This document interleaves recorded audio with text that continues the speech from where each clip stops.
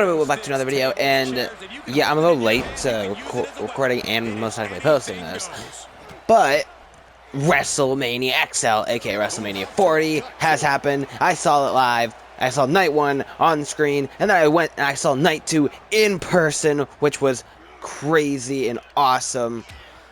But yeah, so I thought I'd talk about it, give it a review. I think we're going to talk about both nights today, night 1 and night 2, unless I talk too long about night 1, in which case we'll go on to night 2, but night 2 was wow.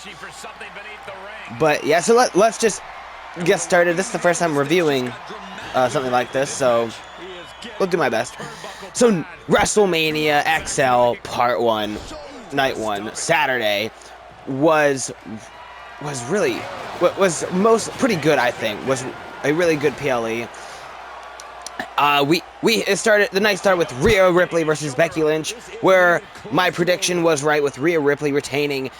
It was a pretty solid match. I think it could have been better, but then we found out, Becky Lynch was apparently really sick. So the fact that she was able to do as good as she did while sick was okay. Wow.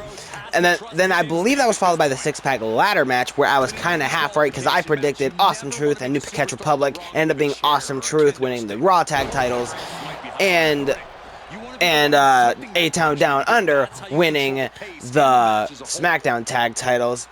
I was happy with both the results. The match was great. It was crazy with some awesome spots of people going through tables, people going through ladders, people falling off ladders.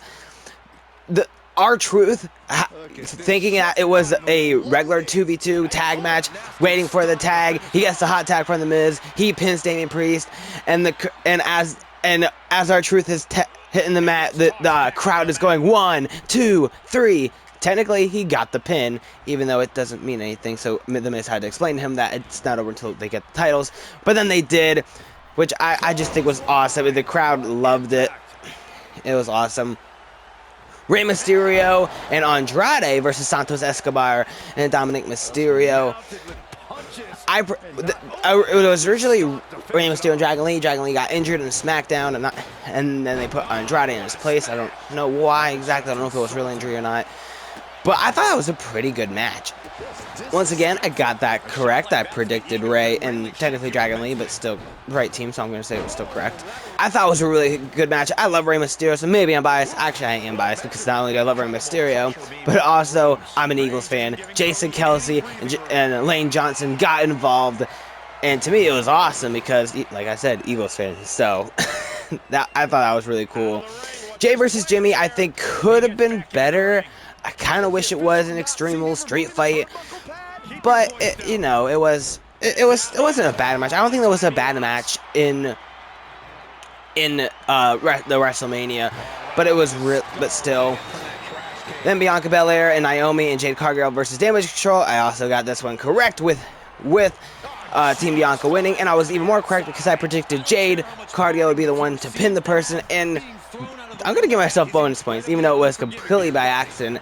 I said that in my video, I said that she'd probably pin Dakota Kai, just randomly saying a random name that was part of Damage Control, and I ended up being right. How crazy was that? Next up, we have what might be the best match of night 1, was Guther versus Sami Zayn in a crazy good match. There was so many near falls. I predicted Sami Zayn, so I was technically correct. But even while the match was going on, I was constantly back and forth, like, oh no, I think Guther's gonna retain. Oh no, Sami's gonna win. Oh wait, no, Guther's gonna retain. I was back and forth the entire match, and it was just awesome. It was awesome. So yeah, and then our main event was Roman Reigns and The Rock versus Cody Rhodes and Seth Rollins. Once again, I predicted The Rock and Roman win. I even predicted that Cody Rhodes would be the one who got pinned.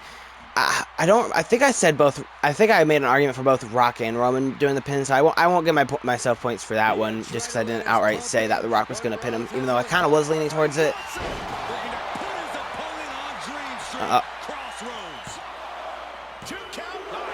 Anyway, sorry, I got distracted. The match was pretty good. It definitely started off slow, but once it got going, and it pretty much turned to Extreme Rules match, despite that wasn't originally supposed to be. But since The Rock is a board member TKO, he was like, if the ref disqualifies him, the ref will be fired. So the poor ref. So it was a pretty good match. Man, the Rock is still pretty good at wrestling, even if he is getting up there in age. He did a great job. And there was some awesome stuff that happened. Like Roman Reigns accidentally spearing the Rock was awesome. Cody Rhodes putting the Rock through the announce table with the Rock bottom was awesome. It was just a really good match for pretty much all around.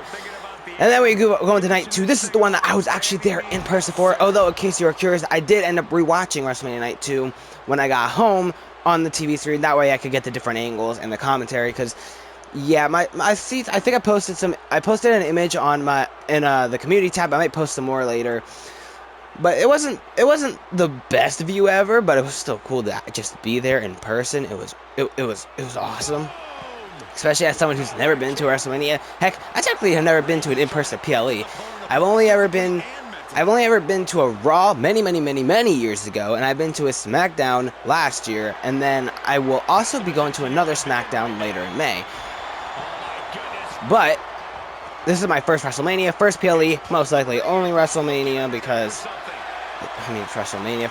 Not only is it costly, but also it's got to be near us, and it goes all over the place. But so yeah, the night started off with Seth freaking Rollins and Drew McIntyre, where I was kind of right because I predicted Drew would win it.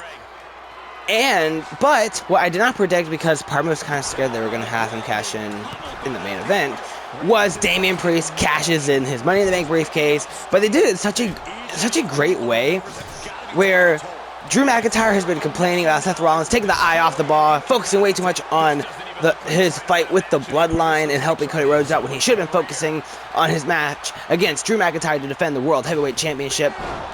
So, what does Drew McIntyre do after winning? No, he doesn't just go back. Wow, so 2K doesn't think that Cody could finish the story? That's messed up. That's messed up. Well, that happened. Anyway, what was I saying? Oh yeah, Drew and Seth. Like I was saying before, Drew was complaining about Seth taking the eye off the ball. I think I already said that. So what does he do after he wins? Does he just go back to the back and enjoy his victory? No, because he's been trolling CM Punk since the Royal Rumble. So of course he's gotta troll him in person now that he has the title. When beforehand, CM Punk was most likely going to end up having this match and most likely end up winning this title, he's got to rub it in his face. But CM Punk doesn't like it, so he gets up, he takes him out. That's when Damian Priest's music hits. He comes out, he cashes in, he gives him a choke slam. 1, 2, 3, and we have a new World Heavyweight Champion. That was just done so well. Even though part of me kind of would have preferred Drew being the champion, I still think that the cash-in was done pretty well, because it could have been done, especially after him having it for so long. They could have messed it up. I think they did a good job. The part of me was also kind of relieved when he cashed it in the beginning, because I couldn't help but be worried that he might have cashed it in on Cody in the main event, but he didn't. Thank goodness he cashed it in here, which was okay, which was good. Next up was the Street Profits versus the Final Testament in a Philadelphia street fight. And once again, I predicted this one correct, with the Street Profits winning. But you know what I did not predict, because I had no idea, was they had special guest commentator Snoop Dogg, which I'll be honest with you, I'm not really a Snoop Dogg fan. So to me, it was like, okay. I don't have anything against him or anything. It's just like, to me, it's like, it's not that exciting. But for people who are fans of Snoop Dogg, I bet that was super exciting. And also, what was very, I had no idea what was going to happen. They had a special guest referee. I believe it was Bubba Ray Dudley. Came out as a special guest referee in what was a really fun match. Definitely, it wasn't like match of the night. Did it really need to be at WrestleMania? Probably not, other than it was in Philadelphia. But even then, they could have been on Friday Night SmackDown or Monday Night Raw, because it was also in Philadelphia. But it was still a fun match. People went through tables. People beat each other up with kendo sticks. There was a lot of fun to be had. Karrion Kross starts yelling at Bubba Ray Dudley because he didn't count fast enough. Shoves him. Bubba Ray Dudley pulls out his glasses, puts them on, got a huge pop out of the audience. And then because of that, he helps direct the Street Profits on how to do different moves on him. And it was fun. After that, we had LA Knight, yeah, versus AJ Styles, nah. And once again, I got this one correct with LA Knight taking the win. Oh my goodness. WWE 2K just thinks that the heels are winning at WrestleMania. Like, seriously. 2 in a row. I would have been angry at both of the 2 results we just saw. Thanks a lot, 2K.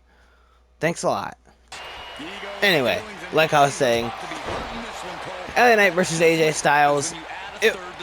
They put on a pretty good match. It wasn't necessarily my favorite match. I think the 3 matches that came after that were better, but it was still an enjoyable match. The crowd definitely loved LA Knight. I personally liked both LA Knight and AJ Styles. Even if AJ Styles is now heel, I still kind of like him. So to me, I was like, I'm okay with either one winning. But I mean, come on, they were gonna have LA Knight win because they're gonna continue to push LA Knight. So I was right about that. But yeah, it was another fun, enjoyable match. After that, we had the 3 matches, what might just be my favorite of the night, possibly. And they just kept getting better each match. It started off with the match we are now seeing, that being Logan Paul versus Kevin Owens versus Randy Orton for the U.S. title. And another one that I did predict correctly, I said Logan Paul was going to retain, and I was right, sadly.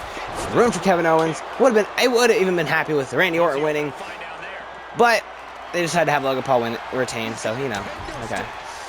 But yeah, the match was still really enjoyable. I loved how they had, because Kevin Owens and Randy Orton just bonded over pretty much hating Logan Paul, so they worked together just to beat on him the first half, but then they both went for the pin. So, you know, Randy Orton, who's known to be a backstabber, goes to try to RKO Kevin Owens, and that's when it turns into a full-on triple threat, and it was really fun. It was, I don't know what else to say about this match other than it was fun, and it was just really enjoyable.